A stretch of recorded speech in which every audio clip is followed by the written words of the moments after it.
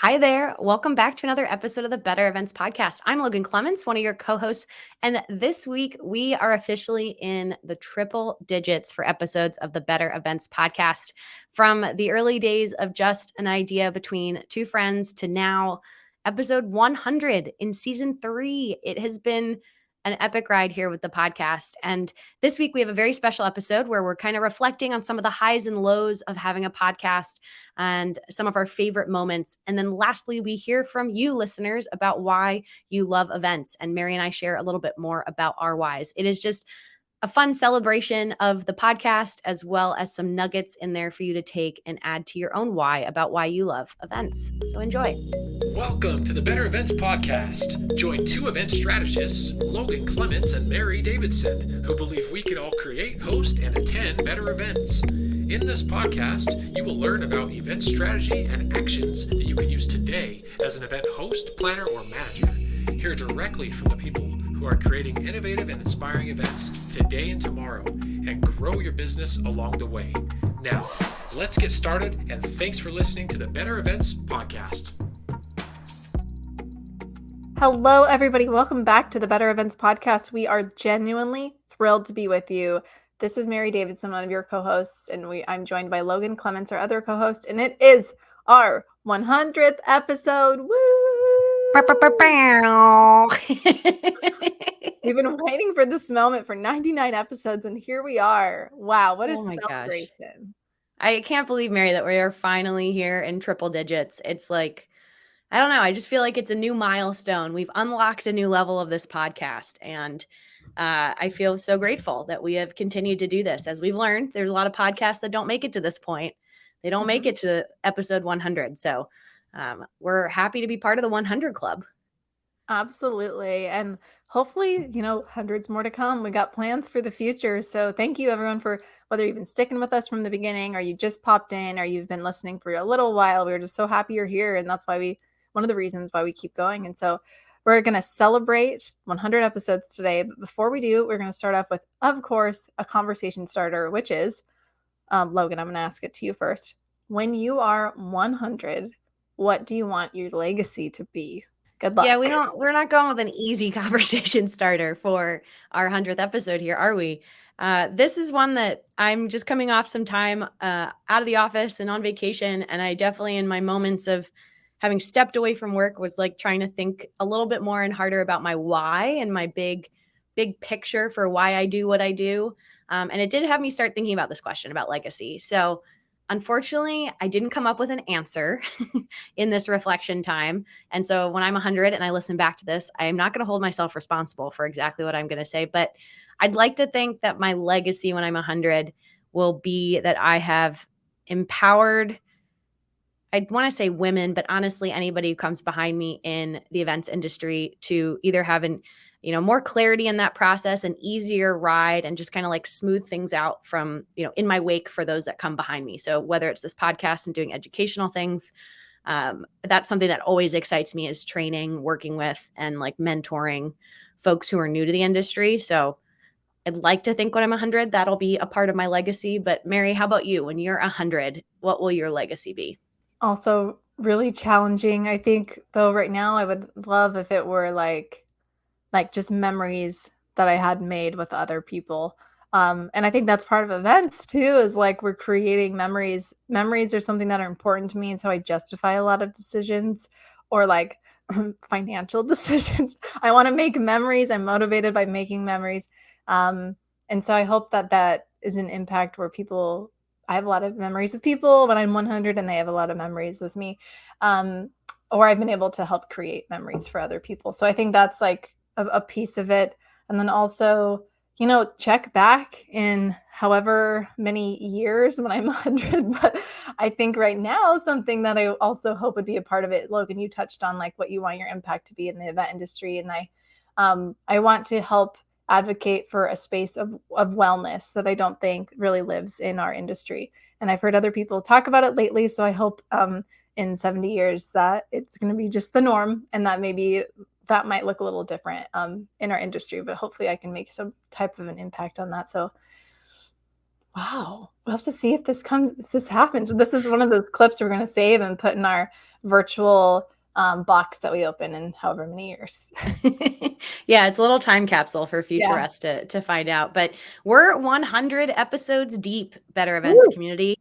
Like I just feel like we've had this like milestone on our planning calendar for so long that it's not like I didn't think we would get here. It's just very cool to like have a moment to reflect and celebrate being here. And that's what this episode truly is going to be. So listeners, you can expect for us, we're going to talk a little bit more about what we've learned so far from the podcast, some challenges we face, some of our favorite moments.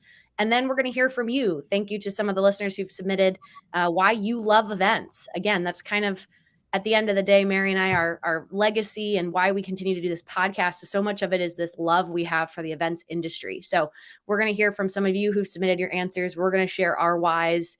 And then we'll end like we always do with our bonus tip. So I don't know, Mary, with like 100, I mean, what have we learned so far in 100 episodes? A lot. Like from a podcasting perspective, what have we learned? Well, Microphones matter. microphones matter. Once again, you go listen to our first few episodes. And that's the other thing though, is we did just jump in. I feel like we didn't really wait till we had all the answers. We definitely prepared some things, like a lot of things, but we also started. And I think that was something that I am proud of looking back, that we started, and I don't regret that, and we made it better over time. It wasn't 100% when we started, and that's okay. Yeah, Not I that think it's that even was 100% now. We're still, it's like continual learning. Yeah, I think that was the big thing. I mean, we never would have had a pod. I will say, I've said this on the podcast before, but I'll say it again. I wouldn't have a podcast without Mary.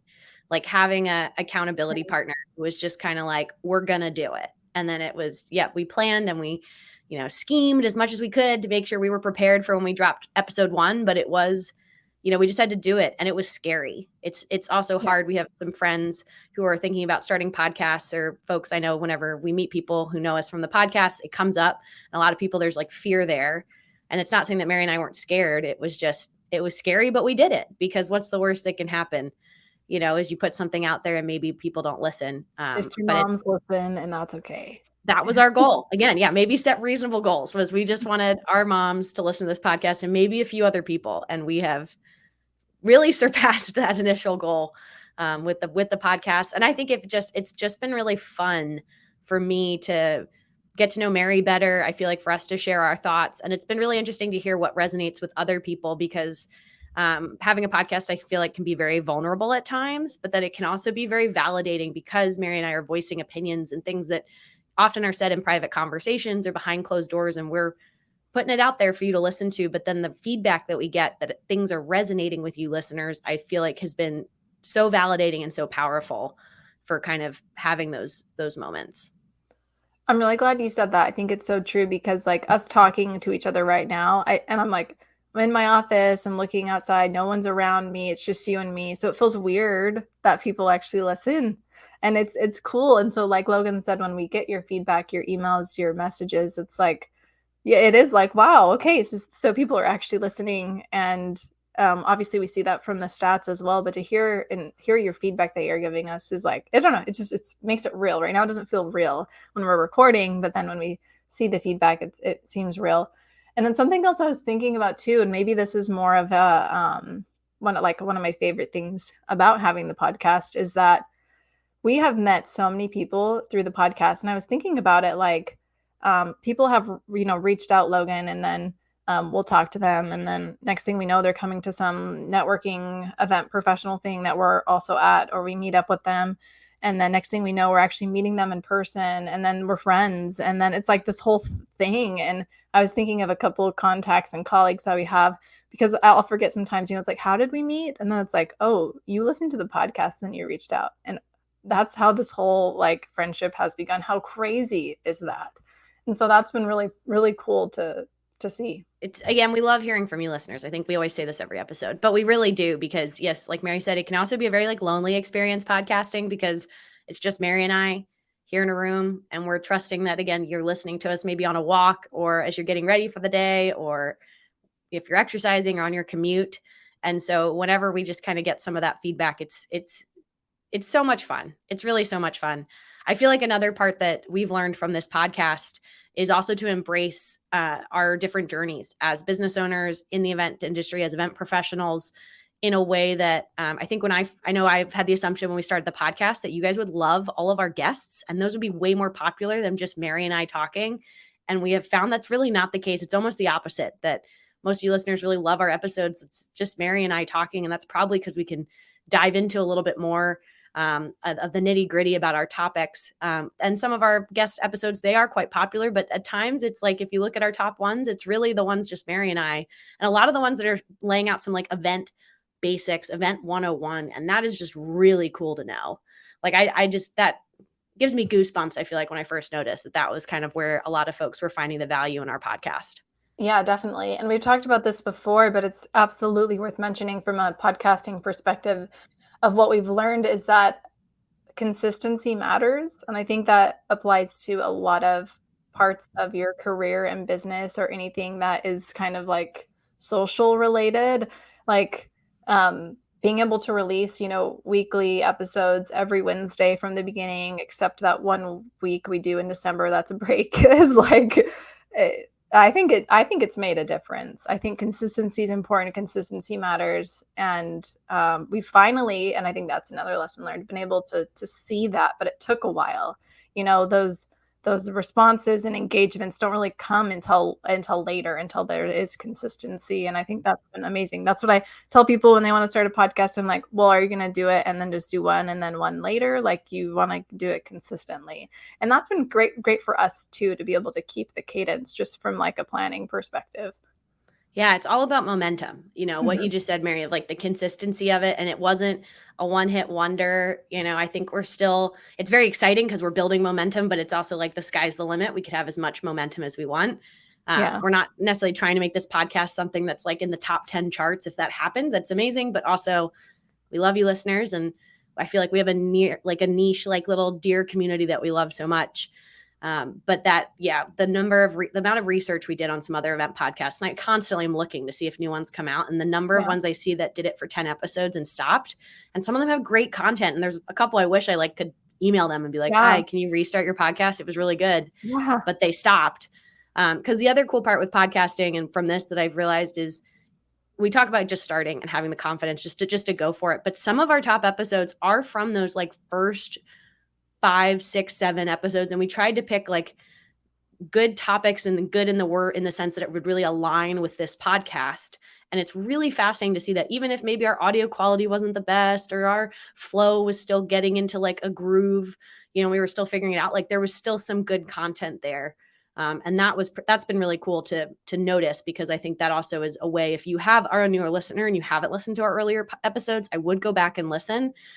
They're fun just to kind of be both a refresher and our topics, I think like the North Star episode, and also about run of shows. Like those are ones that just constantly people are still listening to, which is really cool. Yeah. And there's always like more ideas. We have more ideas. We get sent ideas. There's like so much to talk about, which I was surprised when I was looking back at our last 99 episodes. I'm like, what have we talked about? And we talked about a lot, but there's so much more still that we could cover or dive deeper into. And so that industry is complicated. There's, that's exciting for me. Looking ahead, there's a lot more content that we could for sure cover. So that's looking forward to that for sure. And I think we've had a lot of good highlights and favorite moments, and we've called some of them out. But Logan, what are some of your other favorite moments that we've had? I feel like before we get into keep going on this high of how great it is, I do want to share a challenge that I feel like we had with the podcast, because, we talked about it, is consistency. And I will say, like, I think you and I did a good job of making sure that episodes are getting out weekly, but for a behind the scenes look, like listeners, that took effort. When we first started the podcast, we were like convinced we should do them, recording them weekly to release the next week, or maybe we would record 1 or 2 at a time, but it became like a lot of work. It was really hard to find time that both Mary and I could sit down and record, and then we have to edit it and get it out there. And I just remember it being almost a struggle. And then all of a sudden realizing, Mary, you might remember how we realized it, but it was like, what if we just started batching and doing, it might have been you had that idea, I feel like, of like, let's put, a 3-hour block on our calendar and sit down and record together. And I feel like we were worried it could make the content stale, but it actually was really helpful, just because it's like, it helped us focus on it when we were in it. And it took a little bit of that burden off, and we've been able to flex and adjust as we've gotten busier and other things in our different event seasons. But I know for me, the batching part, I feel like helped us overcome a challenge that maybe if you were by yourself can feel insurmountable because you just get tired of having to do it all the time. Yeah, definitely. I think talking about the challenges is important, and batching has been like a lifesaver. And then also, like how we've done it has just really changed a lot. Like you said, we didn't always batch. We also our roles have shifted. Like I used to edit them, and then you would do social, and now I do social and you edit them. And it's just funny. Like we've shifted it as it's gone on because that's what works. We've also switched platforms that it's hosted on along the way. We joined a network that changed some things. And so yeah, there's been a lot of changes, but I think that is a challenge and a lesson learned, just like kind of rolling with it. Like you gotta do what works, and this is what worked, was changing things up along the way, and we'll probably change them up again in the future. Like who knows, whatever makes sense. But Yeah. I'm glad you called that out for sure. Yeah. Episode 200, I feel like you never know. Maybe we'll have completely pivoted it all once again. Well, all our episodes will be generated by Chat GPT, and that's what'll happen. Oh dear God, that'd be terrifying. I feel like another challenge has been, as we've gained momentum, has also been trying to figure out who we bring on the podcast. I know when we first started, we were just so excited to have whoever we could on the podcast. And if anything, we maybe almost had too many guests in there. And now we've slowed that down a little bit to have a little more space in our episodes for Mary and I to have solo episodes with just us, and then ones with guests. And we've tried to be a little bit more, I don't know if you'd say like choosy, but just a little bit more curated in who we kind of asked to come on the podcast and talk to you as an audience, because you guys all probably get them. There's a lot of people out there trying to promote their services, and we love that community over competition of really trying to bring everybody up. But we also want to make sure it feels like you're learning something. There's an educational aspect. It's not just a sales experience. And so that's been really, not necessarily, I wouldn't say a bad challenge. It's kind of a fun challenge to navigate and figure out. Like Mary said, we've been rolling with it and figuring out what you guys like listening to. But it has definitely, like, our guest flow has changed since when we first started. And then also we've really tried to figure out ways that we can involve listeners more, highlighting episodes like this, like you're going to hear if you haven't heard an episode like this format before, where we have recordings or questions or things come in. We've done this a few times, and I think we hope to even have more things. I think this is a continual journey for us, is to figure out how to involve you all that are listening. So if you have ideas, please let us know that we want this to be more of a community experience. And so that's been fun, I think, to think about how we can do that more and make it not just you and me or our guests, but the actual community, and how we can hear from you. So continual learning there as well. Were there any other challenges you want to share with our audience before we talk about some highlights? Sure, there were others, but I think those are the big ones. So yeah, let's talk about highlights. Yeah, I think one of my favorite moments, I feel like, was seeing Mary's reaction to a recent episode of Will Curran talking about event trends. And listeners, this is a podcast. We know the audio matters, but we also do record the video. So for those of you who watch us on YouTube, and in some past episodes, Spotify, when it was hosting our video podcast, we had them there. But Mary's facial reaction, just great, to when Will Curran reveals, an event trend that's coming up. And I'm not even going to reveal more than that. You're going to have to go back and listen. But it was pretty priceless. And just, for sure. Again, one of those moments that I'm like, oh, I'm so happy that we do these things live. They're recorded for you, your enjoyment later, but they are live. Mary, how about you? What's a highlight from the podcast? Oh my gosh, I'm trying to think. I think like some highlights for me have been like behind the scenes, in the sense of when we tried to record an episode in the booth that's meant for one person. Tried. Like, we achieved it. We did. We totally achieved it. It was a little weird, but we did it.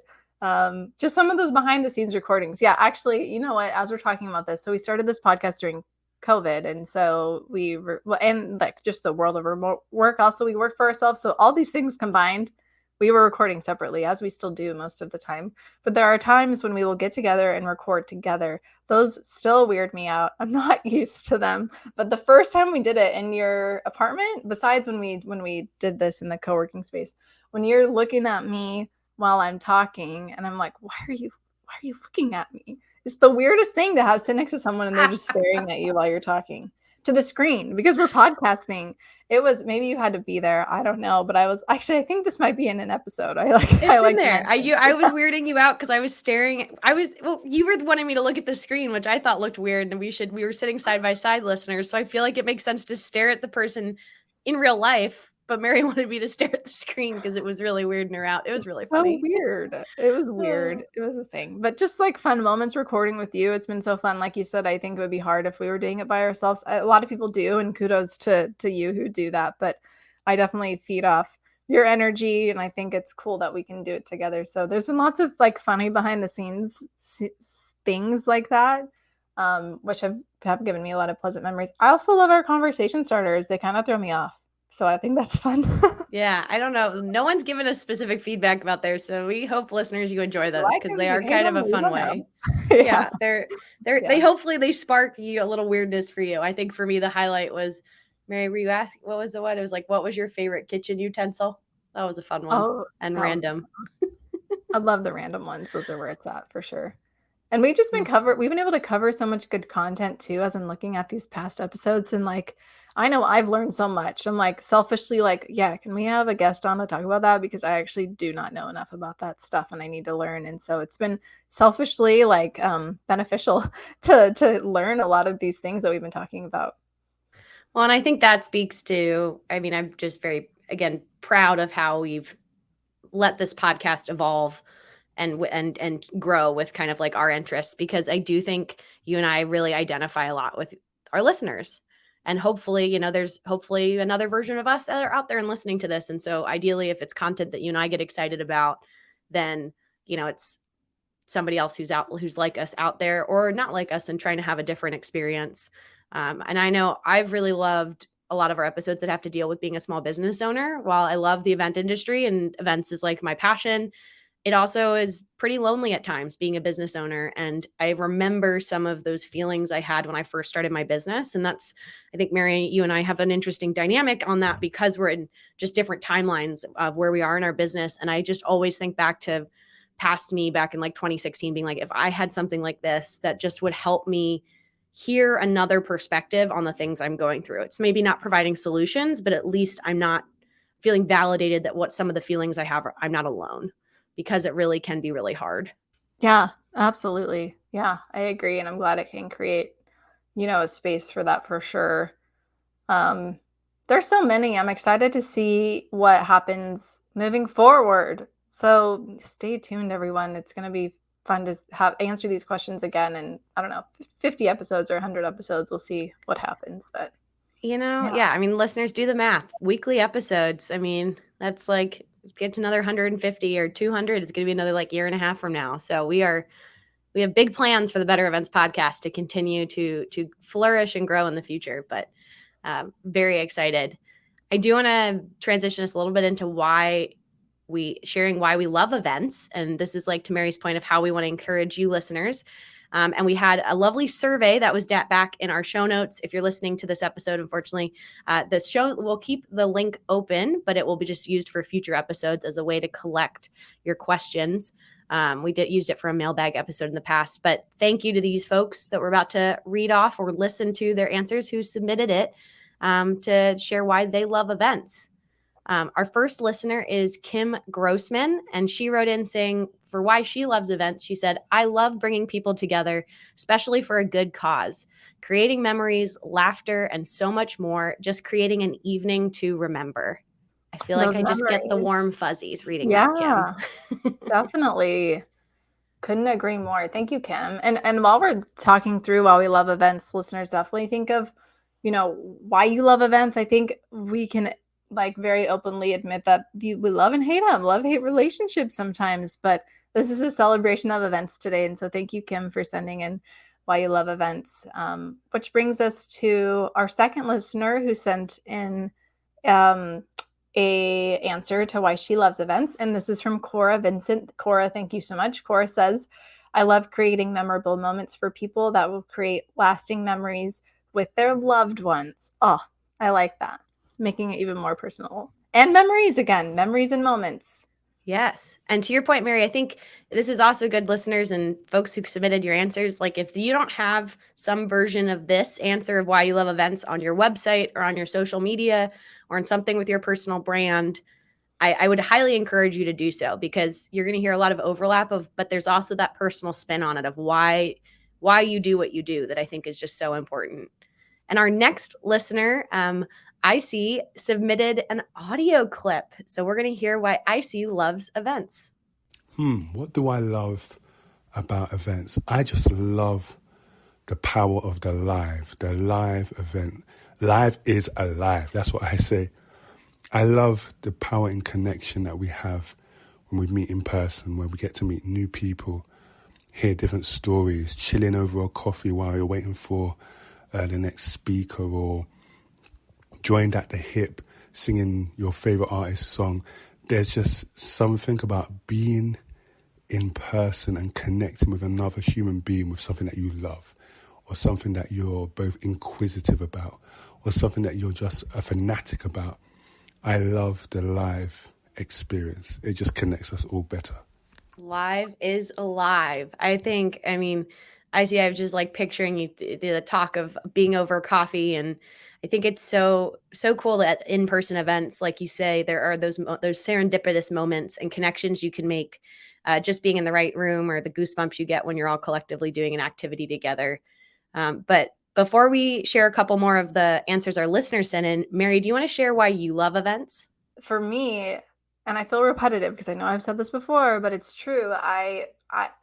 For me to be motivated in life, I need to be a part of something that I feel is bigger than me. And that's just like, because if it was all about me, I'd be doing very different things with my life.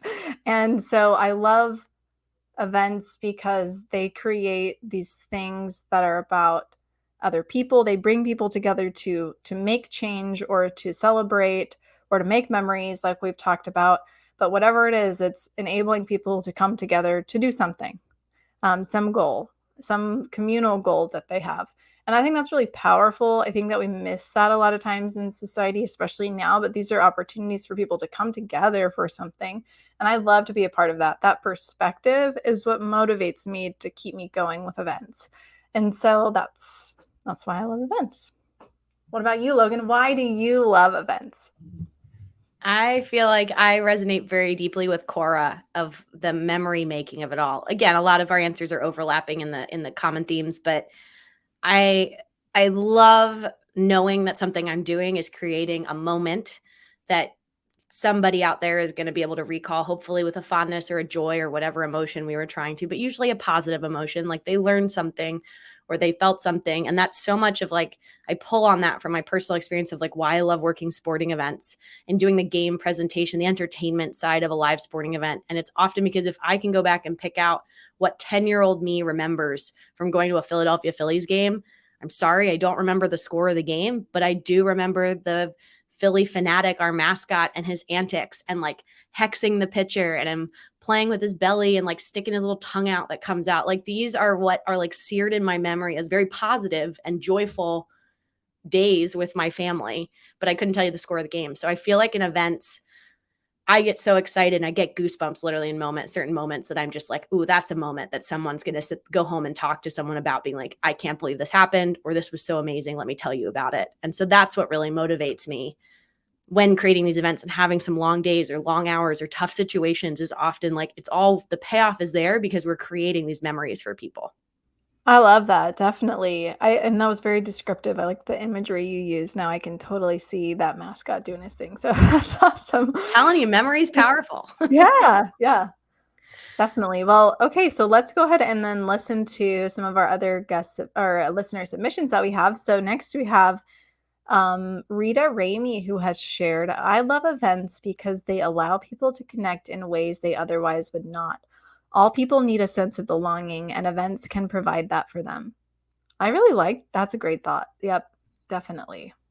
Yeah, creating like events create those spaces that just out of, you can create a space out of nothing and with an event and bring people together that never would have met. I mean, Mary and I met at an event. So that's right. Yeah, yes, we did. Our next one comes from Matrice Williamson, And their reason why they love events is making people happy. People love to gather with purpose. I enjoy creating the space for those events to take place. So again, creating communities, purpose, happiness. I mean, these are all, again, really feeling like if you're not pumped up at the end of this, I don't know if you want to work in events. Definitely. All right. So we have our last one, which we're very excited for, from friend of the podcast, Alicia. Alicia sent in an audio clip. So let's go ahead and listen to that. Hello, Better Events Podcast. My name is Alicia. I'm a freelance producer based in the Seattle area. And what I love about events is the sense of satisfaction and completion in the projects. I feel like compared to so many jobs in the world, we get to go into a blank slate, build something from the ground up, create a whole world, and then tear it all down so it doesn't exist anymore. And the satisfaction of the end of like, we did that job. We created and brought into existence every part of it, and then we took it all down again, and you don't have to wonder like, did we do it? Are we done? Should we go back? Like, nope, it's gone. We built it and we tore it down. And that level of satisfaction of having completely made something is pretty singular, and I really love it. That was a great point, Alicia, because we haven't really like talked about that, and it's just like, it's so true. So thank you for bringing this up. I love it.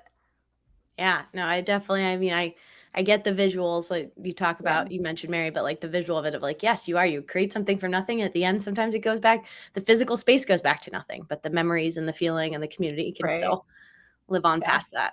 I always say it feels like a group project that you've completed, like at school, if you are working on a big project and then you do all this and then it's over and it's exciting and it feels good, but then you get to do it again. So yep. No, very exciting. All the best ways. Yeah. Well, before we wrap up, Mary, any final thoughts? Like episode 100. I'm going to keep saying it because I just feel like it's so cool. 100. I don't know if I have any final thoughts that haven't been said, but just thank you to everybody. Thanks for sticking with us. Thanks for listening again. And hopefully in the future, we hope that you can share this with your friends, your event community, that you continue to learn from it. And just, I don't know, I'm feeling grateful. I'm feeling excited. What about you, Logan?